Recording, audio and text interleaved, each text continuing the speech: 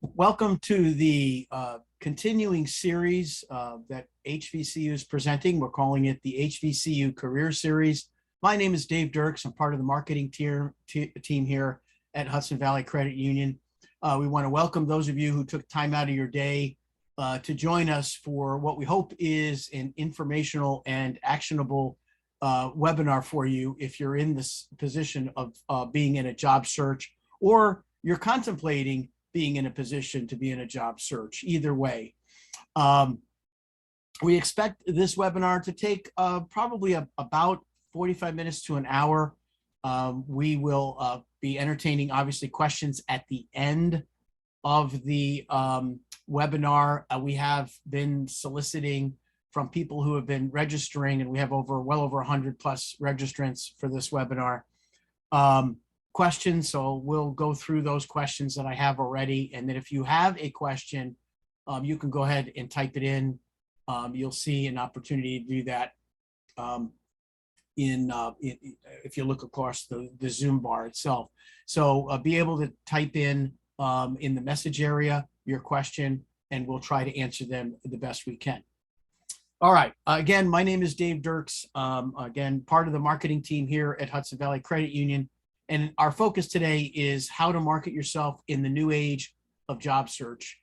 And I'm going to kind of go over right now the agenda that we have for today. And we're going to go through quite a bit of material. I'm going to do as much as I can to make sure that I give you as much background to each concept as possible, and that you walk away. Our hope is that you walk away with a couple of great ideas that will help you enhance your search for your next career opportunity, no matter what career field that you happen to be in. For those of you who are listening, we will also be sending you a link to the webinar, so no worries. You'll be getting a link, and then that will allow you from the HVCU YouTube channel to go ahead and listen to this again. So if you missed anything or you wanted to kind of do it as a review, it will be made available to you not long after this webinar is completed. All right, let's talk about what we're going to cover. A couple of things I want to review with you. First of all, we're going to talk about the evolution of the job search and what has changed and what has not changed in this day and age of, the Great Resignation and digital search and digital tools and COVID and post-COVID and all that mixed together. We're also going to talk about the resume, which is always front and center of any job search. And I have some pretty strong thoughts and opinions in terms of how a resume can be helpful and how it can be used and what the limitations are. Then we're going to talk about leveraging your contacts and professional networks, how to do that in a way that you're actually getting access to positions that you're not always going to hear about because of the types of contacts and the types of work that you do within your informal networks, as I like to say.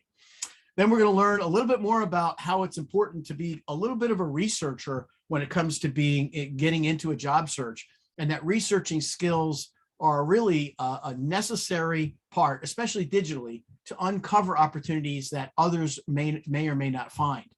And then last but not least, we're going to spend a couple of slides talking about the importance of building a personal brand. And that, no matter how you look at yourself, at the end of the day, when you're in front of a prospective employer and you're trying to market yourself, particularly, it's very important to think of yourself as a brand, who you are, everything that people see about you, how they perceive you, how they view you on social media. All of those things taken together and more equal the relevancy of your personal brand. And it's very important in a job search, as very important in doing almost anything these days. Okay, now a little background with me. I've been a marketer for a long time. And what I recognized many years ago, I was doing research for a book I had published on job search. It's not available right now because I'm redoing it and updating it. But when I was doing that research years ago, one of the big conclusions, I interviewed literally hundreds of job seekers. And when I did those interviews, one of the most striking things I found that most job seekers were not really applying was marketing thinking. That's because what I do naturally and intellectually as a marketer, I do because I know I've been doing it a long time. I understand what marketing is all about. Most people, outside of people who will tell you, well, I took marketing 101 in college. Great. But have you ever done any marketing? Maybe you have, maybe you haven't. Most people in a job search, and this is one of the things that came out of my own research many years ago, most people do not have the requisite skills or even understand how to actually build a personal brand and what kind of marketing skills you need in order to be able to put yourself in a position of not only finding job opportunities, but being in a position to be ahead of those and differentiating those yourself from those that you're competing with. And that, by the way, is the essence of marketing. If I was to distill marketing in my experience and time, and we do all kinds of different campaigns and marketing strategies and tactics. At the end of the day, marketing is all about differentiating yourself from your competition and differentiating your products and services in a way that when people view your products or services, i.e. you as a job candidate, how are they perceiving you? How are you being perceived? Are you differentiated in a positive way if you're competing with 200 other people that are applying for the same job? So that's what I'm all excited about today. We're going to get into some of that, and we're going to start right here. So here is the essence of what I was starting to talk about before. In the research I did many years ago, and this is still true, 80% of the available positions, this is the 80-20 rule in terms of job search, 80% of the available positions are never advertised, meaning you're not necessarily going to easily find them on LinkedIn or Indeed, which are great tools to find some jobs, but the totality of jobs in the United States, this is a big country, are not all on LinkedIn. They're not all on Indeed. And bigger companies tend to be users, although not exclusively, of those services. Larger companies in your area may be using Indeed and also LinkedIn. Smaller companies do as well. But most of the jobs that are opportunities that are created in most areas, and the Hudson Valley is no different, are really developed and created by smaller businesses, small to medium-sized businesses. It's not mega companies that drive it. We're a large employer ourselves. We have great career opportunities for those of you who are looking for maybe getting into financial services. I implore you to check out our website at hvcu.org and go to our careers section and see what opportunities we have. That would be a smart thing to do if you're really looking at keeping your options open and want to work for a great company. But 80% of the jobs are not there. So what you're seeing on Indeed isn't everything. That's my point. What you see on LinkedIn is not everything. What you see posted elsewhere on job boards is not everything. So you have to understand that's the basic construct. So basically 80%, most job searchers are really focusing on the jobs that they can easily find. Go to LinkedIn, type in, you want to become a PR executive, right? Or a PR specialist. You type in PR specialist. Up comes all the applicable jobs in your area or however you want to. Great thing about LinkedIn is you can obviously say, hey, I want to look in this state, this area, the country, and you look at all those opportunities. That's the opportunity. That's easy. Everybody does that. And of course, what that does is when you have so many people actually trying to glom on a small percentage of the available opportunities that are really available out there, it causes what I call here cricket chirp. You ever hear, like you're watching a film and then you hear crickets in the background because they want to give you the dramatic effect of not hearing anything? Well, cricket chirp in job search happens when you apply for a position and you hear nothing back. And more spectacularly, because that happens all the time. You're like, why didn't I hear back from that? You're going to get a lot of that. So if you're going to use programs like Indeed and LinkedIn, a lot of companies just aren't really good. Some are. Some do get back to you and say, hey, we received your resume and thank you for applying. Most don't, or a lot of them don't. Don't worry about that. That cricket chirp is going to happen. But the real effect, and one of the reasons you may not hear back, is look at how many people have applied for that position already. Oftentimes you'll find 40 people, 100 people. I've seen positions listed where 250 people have applied. And you have to say to yourself, how does that happen? So interestingly enough, The cricket chirp piece happens when you're playing in a crowded field because you're not getting access to all the opportunities that are there. So savvy job searchers, at the bottom of the slide here, savvy job searchers can get access to 80% of the positions that are not available, or that are available but not easily found.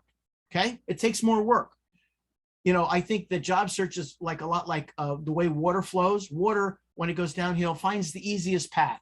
Most job searchers, in the research I've done years ago, basically told me the same thing. Most job searchers, not only are they not necessarily skilled as marketers per se, which I get, but they want to take the easiest path to find a job. And it's usually job boards or something like that, which is fine. You can find opportunities there. You should check those, but that's not the entire story.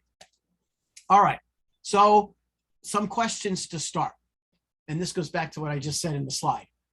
Do you think that the typical HR manager in most companies that have HR managers is going to read and screen every resume? If they get 250 resumes, do you think they go through all 250? Maybe they do, maybe they don't, but that's a lot of work, especially in this day and age where some places, obviously in the Great Resignation, are having problems finding 10 people to apply for a position, depending on the area. Other types of jobs, technology jobs and others, there's a lot of competition.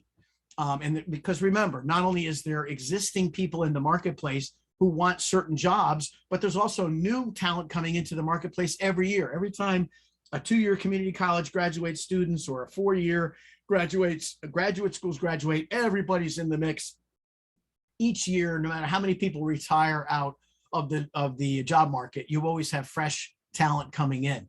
So you can't necessarily count on, you know, the HR team itself to be able to say, oh, I have a great resume. Well, I don't know why they didn't get back to me. Well, it may not be for any other reason than they found in the first 20 or 30 candidates, they found plenty of candidates and they're going to go through those first.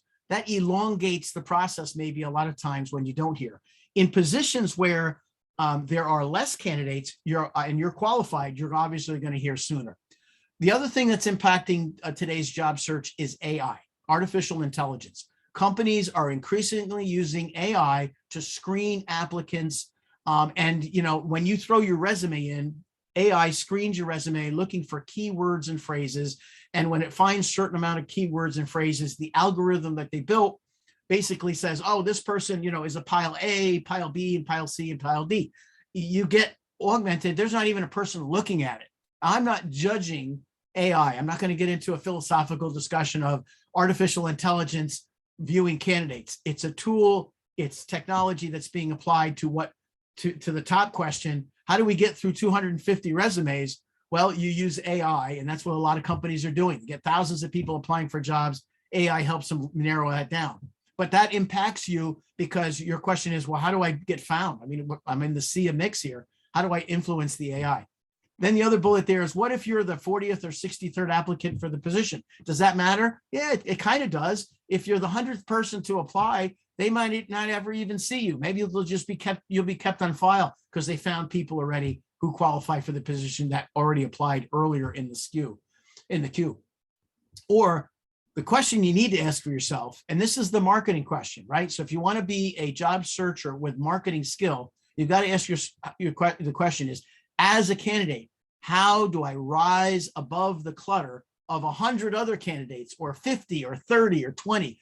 Doesn't matter. How do you, as a candidate, rise above the clutter? But before you do that, you actually have to find the right jobs that you're looking for, right? So there's some research that's been done. I love is you go to JobVite, JobVite.com, JobVite.com. They publish a lot of great research on the whole process. They sell an employer application, not relevant to here, but what's relevant is they do a lot of surveys around the idea of job search. And I'm going to share some of that with you. So this is sort of the state of the state and give you some insight as to how and where people that are recruiting for talent like you, how they're doing it. Let's take a look. First of all, you know, how are employers sourcing for job candidates? Here they are. 51% spend their money and do more around social media. So they're doing social media advertising. They're doing social media searches. They're using LinkedIn, social media, LinkedIn, employee referrals. Big part, I think it's a little less than it was in 17, but my feeling is there's a lot that goes on in employee referrals. which is why it's good to be networked widely, because if you know people, they can help you identify opportunities. We've had at Hudson Valley different referral programs over the years. Job boards they're using, and then of course virtual hiring and recruitment events. So that's sort of what happens. That's what recruiters from across many companies are telling them. But where are they investing their money? Where are not only recruiters and agencies, but companies investing their money to find and source candidates like yourself? Well, some of them use outside recruiters and agencies for higher level, more technical positions. You'll see those listed. Those are there. Those aren't always posted on LinkedIn, by the way. Some of those are posted only on recruiter sites. So if you find a specialty recruiter site, a lot of times they have traffic. They're going to use that, even though they may actually use some of the other job sites like LinkedIn or Indeed. Internal hires. Obviously, it's less expensive for a company to look for talent internally than, and in so many ways, it's a great thing. That's one thing that Hudson Valley does really well. We have 800 plus employees, and a great percentage of them have been here for many years, and many of them have different career paths. Some of them have gone from, bank teller to, we have our CFO. I mean, it's incredible. We like to do that here because for the same reason other companies do, because we want to be able to bring talent up. We have people that understand the culture, understand how it works. So that is a great opportunity. Again, if you're interested in applying for a position here at Hudson Valley, quick HVCU.org and go to the careers button and you can check them out there. Direct applications, again, that's where you see more money being shifted to. And of course, social media still playing a big role, social media advertising, as well as social media interventions from recruiters. Social media, again, what's playing in that since it comes up so much? Well, Facebook, LinkedIn, Twitter, Instagram, YouTube. My picks generally are LinkedIn. I think Facebook is a good place also because there's just so much people, so many people there in aggregation. But of course, Instagram as a fast an up and coming competitor to really Facebook, even though Facebook owns them. And of course, YouTube as a way to source candidates and talent.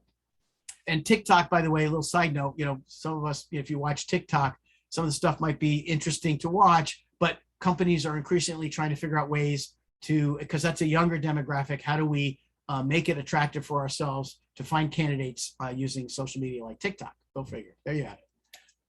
All right, the hiring process post-COVID, hiring moving forward. So what does this mean? 61% of the companies surveyed say that the hiring process going forward post-COVID will be a combination of virtual and in-person. Most companies have converted to that. I think Zoom or meetings, Microsoft Meetings is a great tool that a lot of companies, and there are other tools out there, have adopted. Basically, the only time you're probably getting in person is if you're a finalist candidate, all right? And of course, 22% will conduct all virtual hiring. So there is a group out there, you never even meet your boss. There's plenty of, I've heard of these, and I know people who have been hired remotely from another state, working from home remotely, and of course only met their boss or their manager, I should say, via Zoom or meetings. All right, most frustrating aspects of a job search. So here's some, again, surveying job searchers, jobs that pay too low, not getting interviews after applying for jobs. Oops, sorry. And we talked about that. You can't expect to drop a resume somewhere digitally and just like voila, like magic, things are going to happen. It's a little bit of the odds. You're hoping that you're early enough in the search process, which is one tip I'll give you. If you're using LinkedIn and Indeed and you're in a job search, you have to be on that every day. A job search should be, you should invest time. If you're working and you're also doing a job search, you got to do it every day. You want to be, and I've seen this and I've talked to folks over the years, if you end up being the 200th person to submit your resume for a job opportunity on, let's say, LinkedIn or Indeed, you're probably going to be at the bottom of the pile. I'm sorry. You're probably not going to get, you're not going to hear anything. So you're going to be like, I don't know what happened. What happened was they found other candidates, and if they get 5 or 10 candidates, that's a lot of candidates for them. They got to, interview them all. So they're not going to interview all 250. It's never going to happen. Non-responsive employers and hiring managers. I don't know why that happens today, but it does happen. You do apply and you don't get any feedback like a post email. I think that's rather disingenuous, but I think the better companies tend to do that. Difficulty finding the right jobs to apply for. Well, listen, that's a frustration. I mean, this is what this part of what this webinar is all about. How do you get on track and figure out where the opportunities are? And of course, last but not least, the stress of job seeking processes affecting mental health, which means that, if it's like sales. If you're not really built, salespeople are used to people telling them no. And a really professional salesperson understands that and understands that they're going to get rejection when someone says no. And in sales, if you're really a good salesperson, you know that no only means that they didn't say yes. But you can be affected by the long, sometimes drawn out time. And I've seen a lot of people in my research, again, going back to the research I did many years ago, and I'm sure it's pretty well consistent with what I'm talking to job seekers today. And I talked to a lot of them. If you have first week or two, everybody's all pumped up, hey, I'm ready for my job search and I'm going to go and I'm going to do my thing. And then 3 weeks into it, they start to falter. And then less time gets dedicated to their job search and less time gets dedicated to the job search. And by week 5 or 6, it's like they're barely spending, an hour a week, but they're not wondering why don't I have the results? A job search, in my view, now you can obviously balance this in your life the way you need. It's a full-time job. If you're really you've got to really invest time every night, every day, researching, networking, doing your due diligence to make the connections you need to find those jobs that are not necessarily going to be advertised or you're going to find so easily. Okay. All right. About your resume. Some things that recruiters are saying they find, and I see this all the time as a manager myself. People misrepresent or they stretch, because they feel, well, if I can, this job is looking for this experience, so I'm going to kind of stretch it a little bit. Don't do that. You're going to get found out, especially on technical skills, because if you really don't have the technical skills that you're advertising on your resume or your application, then you're going to get found out. Chances are really early, and you're just not going to go there. So for me to say that I'm a data scientist, but I don't know programming languages that a data scientist has, might get me to like maybe the preliminaries, but once I get into the interview, I'm not going to be able to obviously produce any sense of what I really know. Experiences, don't exaggerate your experiences or misrepresent them. Salary history, most companies these days aren't asking that. So it's generally less of an issue in most states. Some states you can't ask salary history and so on. Educational history or degrees, again, it keeps coming up. I don't know why people feel they have to, if you don't have a bachelor's degree, or you just state what you do have, okay? And sometimes it might be certificate programs. All right. How are you evaluated as a candidate? Here's the good news. So obviously, and this is again from the survey work that JobVite did, factors rising in importance from 2017 to 2021. From a recruitment point of view, and again, in general, this is from a lot of different companies that they surveyed around the country. Online education or certificates. There are a plethora of ways to enhance your skills and to, here we go, remember, marketing term, differentiate yourself from your competitors by investing either on your own or through your current employer, workshops, online certificate programs. And a lot of times you may just have to, break your piggy bank and spend a little money on yourself. And the interesting thing is, not only will you learn more, but if you earn a certificate and you show that you're a lifelong learner, you're going to differentiate yourself from the crowd. Let's be honest. Even though there's lots of online learning available today and it's very low cost, so there's no excuse really for not investing. There's all kinds of great affordable ways to learn new skills or brush up on your old skills or whatever it is you want to do. At the end of the day, you've got to recognize that not only are you going to know more, but you're going to differentiate yourself from the competition. Most people, after they finish their bachelor's, their undergrad or their graduate, a lot of people I talk to never bother to go to a course. And I'm not talking about taking a free online webinar. No, I'm talking about a rigorous online course where you have to take tests and quizzes and you have to earn the certificate. those are the kinds of certificates and online education I'm talking about. Nothing to take away from webinars that you can attend free. A lot of them are very good, but this is where, you could put it on your resume and say, hey, I have certain skills and I've gone out of my way beyond my formal education to improve myself. That's a differentiator. Again, how do you rise above the noise of the other candidates? You differentiate yourself from the crowd. Okay. I'm a big believer. I do it myself every year. And here at Hudson Valley, one of the great things about working here, and there's many great things, is that we provide those programs even online and internally. We do a lot of internal education. We provide a lot of internal. We have HVCU University. That's a way for us to help make sure that our workforce is sharp as can be. And of course, employees can get undergraduate degrees, and we help with a lot of that. We have benefit programs for that. There are certificate programs. You need to find employers that are like that. And I'm not just, saying us, but there are employers out there, and maybe in your field of specialty, find those that do that. But in the meantime, while you're waiting and you're working on a job search, make sure your skills are as sharp as they can be. Resume format, that does make a difference. I've seen some really bad resumes. I don't know how that happens. If you're really not good at it, it's worth a little bit of investment to have somebody, a professional that knows what they're doing. Cover letters. I thought cover letters were actually going out. And for a while, many companies didn't ask for a cover letter. It's sort of from the old days. You have the cover letter, and here's why I'm interested in the program and why I love you and I love the career I'm in, blah, blah, blah. And for a while it was going away, but now it seems to be coming back. Companies, as a way to kind of look at candidates, or asking candidates to really use the cover letter as a way to differentiate themselves from what even the resume says. Tell us why you want to work here. Tell us why you think our culture, our job opportunities are what you're looking for. And that's how they're using cover letters, by the way, hint, hint. Online social presence. Listen, you're on your own. You post stuff out there, you're on your own. You know what I'm talking about here. You got to be careful. I think you got to be tasteful. It's easy to find you on the web.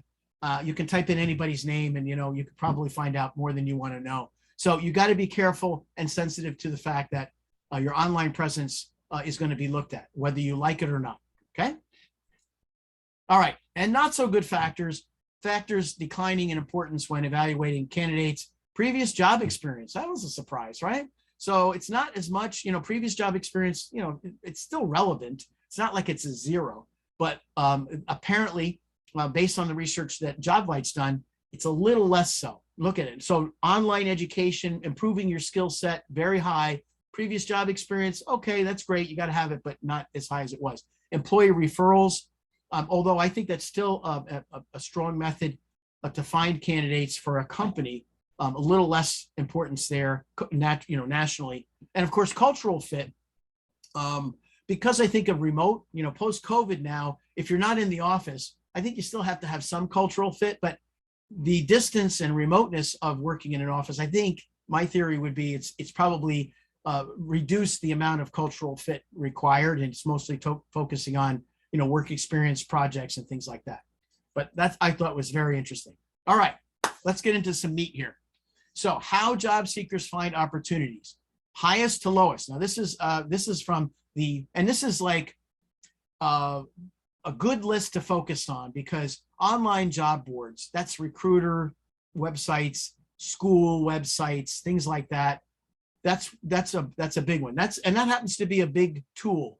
Recruiters, if you're in a specialized career area, you should be already aware, if you're not, of those recruiters who specialize in, and almost today, there's a lot of specialists out there, people who only hire people for data science, or people who only hire people for other tech jobs or whatever. There are obviously in banking, there are recruitment companies that only focus on hiring people for banks. Okay. You need to know those folks, because that is where a lot of jobs don't necessarily, some get linked on LinkedIn, some of them won't. So you need to be glued to that. And of course, schools, if you have a school that you went to, you should be checking those job boards, especially if you're a recent graduate, you should be all over that. Friends, holy mackerel, number 2. This is JobVite data. Number 2, friends, holy mackerel. Now here's one thing I learned in my research. A lot of people, they end up, they have to find a job. Now, whether they decide to leave on their own or they had to leave or whatever, And I asked them questions. I say, well, do your friends know? Does your close network know? Well, I haven't really told everybody, or I told some. Let me tell you something. Your network of friends, even the friends you don't even see that often, I'm telling you, they're all connected. And they're all, especially, you can go back to high school or college and say, I have some friends I know, I still can find them. Great thing about social and LinkedIn is you can find people that used to be connected with and reconnect with them. And I have to tell you, I'm still connected with people from my high school time who have gone on to great careers. And I stay in touch with them now professionally because I want to be connected. They want to be connected with me. We help each other out as professionals. Even, I won't tell you when I graduated because I don't, but I'll tell you, it was a long time ago. But those relationships still exist. College, same thing. So friends, tell your friends, make sure you ask your friends, who do you know? Do you know anybody at this company? Especially, and that's a great example. You have to think about, who do I know? I actually, in my book, I wrote, one of the first things you should do when you're starting a job search is make a list of everybody that you know. I don't care how you know them. I know my good friends, the intermediate friends, some we have very, very good friends. We have good friends, and we have acquaintances. You make a list of those people. And I'm going to tell you, I guarantee you're going to have a list this long. And that list by itself, once you start to reach out to those people and say, hey, by the way, I want to reach out to you, let you know I'm in a job search. I'm not sure if you know anybody, and you would be amazed at how your friends network can help you out, including relatives, by the way. Don't exclude your relatives, because many of you have people all over the country in different career fields. Somebody knows somebody, and that's the other marketing thing. You just don't know who's going to help you target somebody that they know that you don't know. Write that down. That's a good one. All right, social media, Facebook, LinkedIn, Indeed. LinkedIn, Indeed's not really social, but LinkedIn is a social media platform because people interact there. Great. If you don't, by the way, have a LinkedIn profile, how many of you have a LinkedIn profile? I can't obviously see your hands. Whoever didn't raise your hand, get a LinkedIn profile. It's free. Isabel raised her hand. Good job, Isabel. I did that. I asked that question the other day to some high school interns, seniors. Out of 10 people, only one person at high school had a LinkedIn profile. I'm like, well, they just don't understand that LinkedIn is the way to go in order to establish yourself professionally, regardless of what field you're in. I don't care what field you're in. So thank you, Isabel, for sharing that. Professional connections. Again, make a list of everybody that you know professionally. Sit down and write it out. Type it out. I don't care how you put it up. Take a chisel, hammer it out. You'd be surprised, between the list of your friends and your professional connections, you're going to have a very robust list of people. I mean, listen, we all have more or less friends than some people. Some people are going to have lists this long. Some people are going to have lists maybe this long. Either way, that's another robust group of people that can help you, because they're going to know somebody, and they're going to connect you to people that you normally wouldn't be connected to in terms of job search. And last but not least, career fairs. Still an opportunity to get at least exposure locally, especially if you're looking for entry-level positions. Career fairs are really, really good when you're coming out of college. If you're not at a job fair, you should be. If not for the experience of talking to recruiters and hiring managers to understand and get better at responding, to differentiate yourself from other candidates who are going to be walking up to them all day. Okay, that's a skill. All right. Another piece I want to talk, like we kind of hinted about this, having an updated resume is not a job search strategy. Okay. Typically, in the research I've done in the past, I ask people, so what was the one thing, what is your strategy? Well, I'm going to update my resume. What else are you going to do? I'm going to update my resume. What else are you going to do? I'm going to update my resume. Okay. That's not a strategy. A resume by itself is not going to do anything for you. It's a piece of paper. It's digital or hard copy, mostly digital. It by itself is not going to do anything. You actually have to have, and think like a marketer. How am I going to find the jobs that I want to target, with the companies that I want to target and work for? And who do I know that can help me get to that, on that path faster? Okay. That's more of a strategy than I've got a resume. Great. Okay. Good for you. So here's the formula for job search failure. This is what I saw in my research. A resume plus some place to send it does not equal a job opportunity. When you send it to LinkedIn, you send it over to your friend, that's not necessarily going to equate itself to an immediate job opportunity. It's not that easy. If it was that easy, everybody would just do it. I remember a time, some of you might remember, at one time, we used to have fax machines. You still see a few of them around. Like somebody say, can you fax me something? I'm like, what? You mean email it? No, fax. Anyway, there was back many years ago, there was a lot of companies that were selling the service. If you were a job seeker, they I'm going to make up for whatever amount of money, $24.95, they would take your resume and they would blast it out to the world on fax machines. And I remember as a hiring manager coming into the office and I'd look at the fax machines and there would be these unsolicited resumes for people that don't have any business applying for a banking job. This is before I was at Hudson Valley. We really don't use fax machines too much these days. But back then, and people were spending it and they were like, oh my God, look at this. I'm getting, 40,000 resumes out vis-a-vis fax. And again, marketing error, big marketing error, that's blasting into mass market. Your chances of actually finding anybody to actually see that are slim to none. Most of those resumes that were faxed, again, because job seekers thought that was the easiest path, right? It's easy. It's a couple of bucks and they're going to fax it out to me and I'm going to throw it all in the wall and hope something sticks. Nothing stuck. You ended up basically recycling in the recycling bin. Okay. So job search math. Here's the real math you need to do. And most job seekers do not do this. This is very important. You have to think to yourself, how many interviews does it take to get an offer? Think about it. Think about a job search like a funnel, okay? At the top of the funnel, there's opportunities and there's all kinds of things, but to funnel it down to actually get an offer, how many opportunities at the top end of the funnel do you have to actually search for and apply? My answer is a lot, especially these days where, generally, I mean, again, even though the great resignation, some places for certain jobs are having difficulty finding candidates. There are other areas where there are too many candidates or the funnel is so large. If you're not narrowing, you're helping to narrow yourself down in the funnel. You don't know if it'll be like do I have to apply for 50 positions to get an interview? How many? So again, how many offers does it take to get the right position? How many job opportunities do I need to identify to answer the first two questions?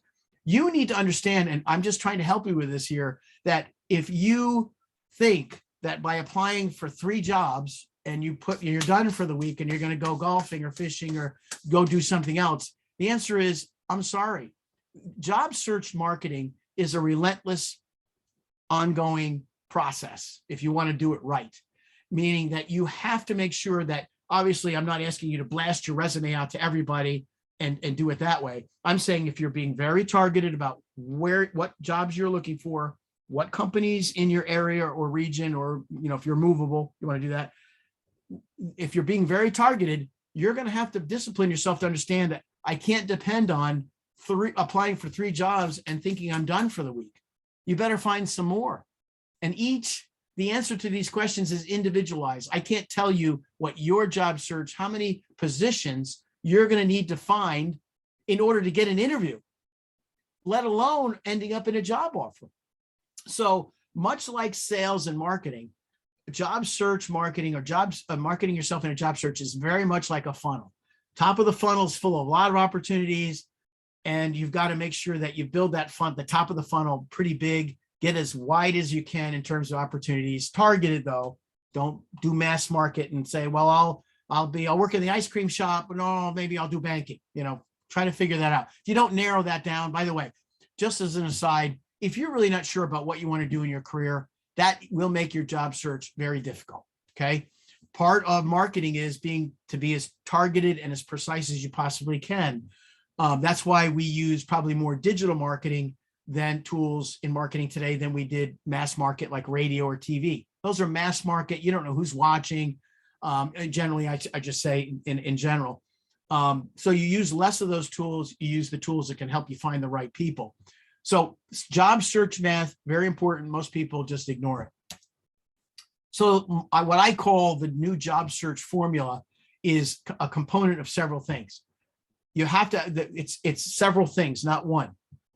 The winning job search formula in today's market, not unlike yesterday's market, is you have to have a strategy. You have to have some articulation of what is it I'm looking to do? What kind of opportunities am I looking for? How am I going to go about searching for them? And of course, you've got to add plus. The plus is you're going to add research on there. We're going to talk about that in a minute. Networking skills.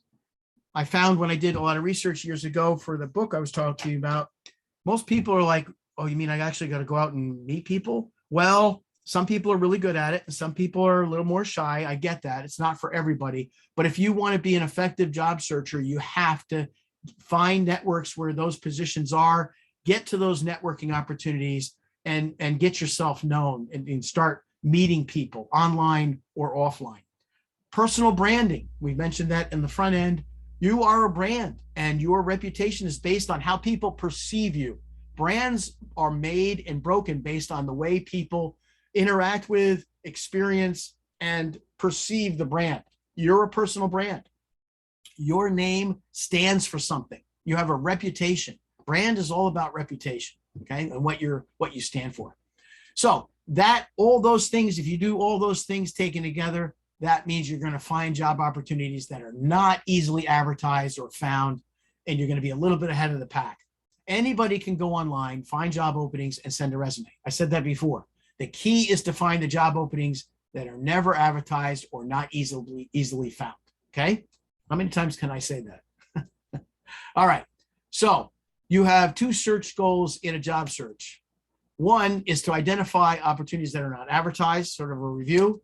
And two, to differentiate yourselves from the competition. Again, remember, marketing is all about differentiation. How do I differentiate the value that I provide our customers? How do I differentiate that from other competitors? You have to think of yourself, if you are, your candidacy is one of 5 people that they're interviewing, or 10 or 20. You have to approach this that not only does the resume have to speak to that, and it has to be clear. If you stack your resume next to somebody else's and you have equally the same background and experience, you better have something else that's about you fundamentally that's going to differentiate you from the person that looks very much like you are. And one of the ways you do that, go back, is take courses, invest in yourself in taking online courses, show that you have a desire and the gumption to invest in yourself and become a better employee, that you want to invest in yourself. That's who I want to hire. I want to hire somebody who goes, I've really taken the time to learn different skills, to improve myself. Hey, I'm all over that, right? Versus somebody who says, hey, I've got great experience, but I haven't really invested a lot in myself. Well, maybe the other person looks a little better. All right. I said research is the other part of that winning formula. Very important. Most job seekers really don't, in this day and age, I would hope people are more digitally savvy in terms of going on Google and doing searches. So I think we have a little edge there. The tools that you have now are way better than they were 10, 15, 20 years ago, obviously, in terms of online search and doing research, which is great. So that's an advantage to a job searcher. But what's the goal with doing more research and having research skills? You want to gain the focus and the ability to be in tune with the resources, people, and issues, challenges that surround your career fields. If you go to an interview, here's an example. You go to an interview to meet a company, you should know everything about that company and the field that they're in. You should know commonly how, like, for example, in banking, what are some of the great growth trends in banking? What are some of the areas that banking is struggling? You need to understand and go in there and, of course, the worst thing you could say in an interview is, so what does your company do again? And I don't think that happens as much, but we have candidates, you see a candidate in your career, they go, did you look at our website? I can't tell you how many people I've talked to over the years. And I say, it was clear to me they didn't even bother to look at our website. And this is beyond HVCU. So you have to invest some time to research your career field, to know what the differentiators are, because people are going to ask you, so why are you in this field? What do you see happening in this field? You want to set yourself ahead of those who are just not willing to invest the time to do that research. Okay, differentiate, all right? Hunt for the critical data. What are you trying to look for? You're trying to research for key decision makers. So if you found a local company and they have let's say they have a website, you're going to go on their website. Well, can you, and use LinkedIn this way too. try to find out who is the key decision maker, who's the hiring decision maker. And there, of course, HR has a huge role in helping managers find the right candidates. And it's a key role. Some companies don't have HR departments, so you might be just the hiring manager going out and doing that on their own. Find out who the key decision makers are for that position. Oftentimes, you can go on LinkedIn, find a company, go on LinkedIn, and you may find the key decision maker for that area, that department, right from LinkedIn itself. Be a good researcher. New networking contacts in your career field. Again, as you meet people, you want to find out who they know, and not right away. You don't say, hey, by the way, I'm in a job search. Can you help me? As you develop relationships with people, you want to be able to go back and use those career research around who they know. Job leads, companies that are expanding. Hey, listen, if you pick up the paper or go online and do some research and you find that company XYZ is building new stores or building a new facility in your area, and they might have the positions that you're looking for, that you're in your career field, well, that's your key to jump on it. That tells you something good is going on there. Associations that are within your career field, still an old and tested, true and tried way. There are associations in a lot of career fields that are specialized. Join them if you can. Do some research around them. And of course, new growth sectors. There's technologies changing things. Maybe what you're doing today, you want to change it. You get some re-education and you come back into the job market. You got to be on top of where those growth sectors are, especially if you're not willing to move, but you want to kind of work in the area that you are. Again, remote is still a factor. All right, I'm not going to go through all these, but researching and profiling potential employers, that's a research opportunity. When you do that, you've got to go in online. If they're a public company, go read their shareholder reports, go look at everything you can. A lot of questions you can see here you're going to want to ask. Is this company doing well, or did they just announce that they're going to lay off 1,000 people? What are their most profitable areas of that company? That's the division you probably want to work with. What areas are contributing to the overall growth? What do stock analysts say about the company? Again, if it's a public company, it's large enough. When you type in that company or that local firm, what comes up? You'd be surprised, right? You type in a local company. I don't care what they say, but if people have said things about them, you're going to find it. What's in the company's news archives for the last 6 months? So some companies publish it. Who are the key officers? What are bloggers saying? On and on and on. The idea is you want to really profile potential employers carefully and make sure that you're really aiming at the right ones.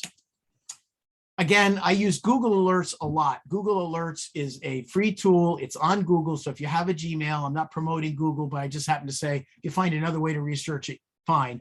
But Google Alerts allows you to set and forget. So if I want to target a company, let's say, for example, you're interested in coming to HVCU. Well, then you might want to actually type in HVCU or Hudson Valley Credit Union. Or if you're interested in IBM or pick another company, type those in, and with either daily or weekly frequency, you set the frequency.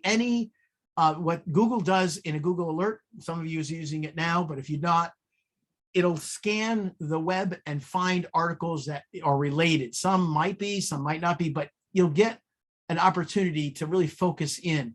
I use it a lot if I'm interested in certain technologies. I'll use Google Alerts to find articles and reports and other things, postings on a certain technology that I might be interested in. It's a free tool. It's a great job search tool. It doesn't cost you a dime. Here's another way. I love this. Inc. magazine. If you're not familiar with it, it's a magazine dedicated to helping new and growing companies. And so it's, like Fortune magazine might focus on the Fortune 500, the bigger, larger companies, although that's changed a little bit. Anyway, Inc. every year publishes a database of what they call the top 500 and the top 5,000 fastest growing companies in the United States. Companies have to submit their information. It has to be validated information. And either way, I just did this here. This was actually done a few years ago in 2009. I could do this. I just couldn't cut this quick enough. This still looks the same. You go on Inc.com, you look for that database, and you can go in and say, I just want to look at New York companies only. And it'll come up with New York companies, and you can narrow it down and cut and slice and dice the data. It'll tell you who they are, what their growth is. You can click on what you see there. That takes you to their websites. It is a free job search tool that allows you to identify companies that are fast growing companies, they may or may not have, you have to do the research around, oh, do they have jobs that I'm looking for there? That you have to finish, but at least it's going to help you narrow down companies that are in growth mode. Exciting. They're not necessarily the big companies, but they're companies that are in growth mode. And that's where most of the jobs are created anyway, to be honest with you. Okay, LinkedIn for research. I love it. What do you want to find there? Recent hires, people that have been promoted recently. That's good because you can send a little note to them. Congratulations. But the key thing is use LinkedIn as in the hunt for finding key decision makers or key influencers. Okay, that's what that's really good for. And doing research on companies. But you'll find people. By the way, I pay the premium. It's a little expensive. It's a couple $100s a year, but it allows me to get greater access. You can get a free version of LinkedIn, set up your profile, and get a lot of access as well. So use the free version if you're not inclined to pay for the premium. It's fine, but just get on it. What is a personal brand? I got 2 slides on this, and then we're going to wrap up with some questions. A personal brand is the art of managing your professional and personal perceptions. People, remember I said this earlier, perception is reality and reality is perception. How people perceive you is essentially the basis of your brand, your personal brand. If people don't feel that, someone is not trustworthy or something, then their brand is going to suffer. People are not going to buy their brand. They're not going to get hired maybe because people are not even going to look at them. So your brand, your personal brand, how you act professionally, what you do professionally, how you project your image is all a part of building your personal brand. And at the end of the day, it's about your reputation as an employee, as a person who honors what they do and is honest about what they can and cannot do. And employers want people who really have good sense of a personal brand. That's part of marketing. Personal brand is all about knowing yourself, your reputation. And again, how many times have you heard me say this in this webinar? How can you differentiate yourself from your competition? When you're applying for a position and you get that first interview, congratulations, but the job is not done. You've got to now interview, not part of this webinar here, but you've got to differentiate yourself when you get that opportunity to get that interview. You better look different and better different, positively different versus the other 10 candidates that you're going to be compared to, okay? And you may not make it, but every time you keep, the hard part of marketing at the end of the day in general is real marketing, differentiation. That's where you sit down and go, so what makes me different than the person that has the same amount of experience? What can I do to make sure that I really accentuate that? Maybe it's accentuating projects or major contributions that you've had to where you work. You've got to differentiate yourself. Brand is about knowing yourself, honestly, reputation that you have in the business community and personally and otherwise, and how you differentiate yourself. Okay, building a personal brand that makes you stand out from the competition. I can't say that enough. All right, what we're going to do now is go through some questions. Let me go here. All right, let me see. I got a couple of questions. Yes, Ken asked, will this be recorded? Yes, it's being recorded. We're going to provide it on our YouTube channel. If you're on this, you'll get an email. It'll give you the link on our YouTube channel once it's posted. They do a little editing, and then, say within 24 hours or so, it'll be up. And I see my good friend Roy answered that question. Okay, so let me go to really quickly here. Let's see if I can get there. Oh, no, I didn't want to do that. Roy, I'm not able to get to my questions on my screen, but let me answer these. Are there any other questions there? All right. Maybe we won't get to that. Oh, here we go. Okay. So all right. So here are some of the questions that came in. I'm going to answer a few. Do employers conduct background checks before the interview? Generally not. Some do. Recruiters will. High-level recruiters for high-level positions sometimes will. Most employers won't bother because it's an expense until they get farther along into like the final candidate screening process. So the answer is some do or some don't. Most of them, will have certain levels of it. Some may not.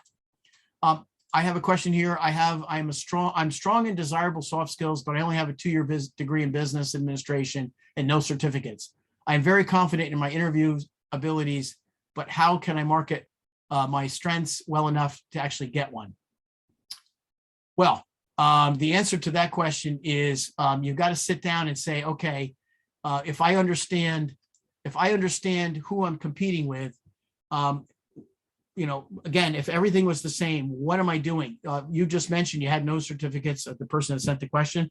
Well, that might be indicative. It might indicate you might want to go out and get some post-education, especially if your field is fast moving. And I can't think of a field today. Banking is technology based. There's a lot of technology in everything. You want to stay current and fluent on what's happening in your career field. And again, every field is going to be a little different. Roy, might be better, Roy, if you just send me a few of the questions vis-a-vis the Q&A or on the chat, because I can't, and just shorten them if you could. We only have time for a couple more. Here's a guess. If you are currently employed, is it a good idea to put LinkedIn that you are job searching? My feeling is generally not. And LinkedIn allows you to kind of keep that in the background.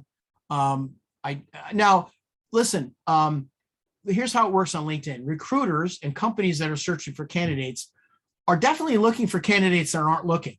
So don't worry about whether you're telling them you're looking. If you have a good profile on LinkedIn and other professional digital platforms, at the end of the day, you're going to find that they're going to find you. Now, that's not always the case. There's so many candidates out there, but if you're especially if you're in a specialty area, that would be a point. Another question here is it worth it to follow up with a company after applying for a position? Absolutely. Absolutely. I oftentimes, especially if you do the right homework and if you find the hiring manager, I think it's appropriate to reach out and just introduce yourself. If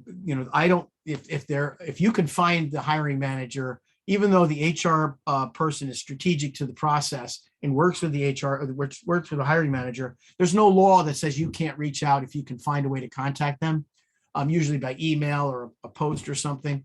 I would always say that that's to your advantage. Here's another thing. If you are in a job search, you've had an interview, a lot of people send an email post follow-up. My answer is, yeah, that's okay. But if you really, really want to impress people, do something nobody does anymore, or at least doesn't seem like it. Send a handwritten note to the person that you interviewed. I don't care if it's the recruiter at the company, the hiring manager, whoever. Every time you have an interview and you meet somebody new in that process, sometimes you go through 2 or 3 interviews. You find out you'll know who they are. You'll have their name. You'll know where they're headquartered. Send them a personal note, thanking them for their time. And, the fact that you're looking forward. That's a way to differentiate yourself in a very simple way without necessarily, going overboard. But I think that kind of follow-up is important. All right, let me see where Roy's at here. Okay, thank you, Roy. Here we go. An executive assistant who was recently laid off after 6 years with the changes in the job market, the great resignation, remote and hybrid work. What does a traditional worker need to know about rejoining the job seeking market? Well, I just went through it in basically an hour. I think what I've tried to give you is an overview that there's a lot of moving parts. You've got to stay vested in all the moving parts that are relevant to your industry. So I don't know where you happen to be wanting to focus. Maybe you want to get back into executive assistant work. You want to get into administration, project management, wherever. You've got to narrow that down first and then be able to go and look for those opportunities. Okay,